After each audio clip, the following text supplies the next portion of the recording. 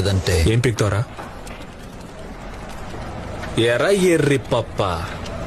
ఎటువంటి కష్టం పడకుండా అసలు ఏ క్వాలిఫికేషన్ లేకపోయినా మీ నాన్న ఉన్నోడనే ఒకే ఒక కారణంతో చెమట కూడా పట్టకుండా స్ట్రైట్ గా ఎండి చైర్ లో కూర్చున్న నీకేంత పొగరుంటే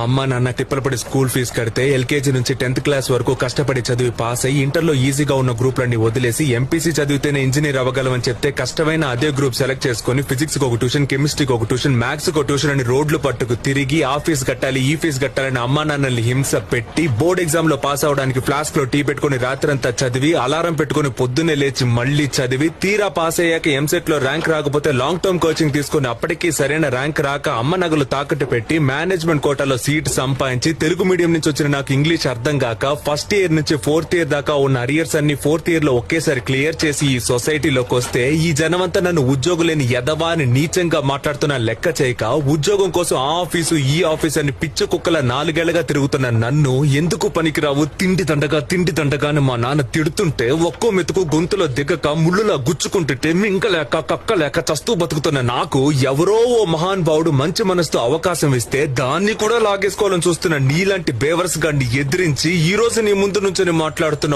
ఉద్యోగులేని గ్రాడ్యుయేట్ ని నాకెంత పొగరుండాలి.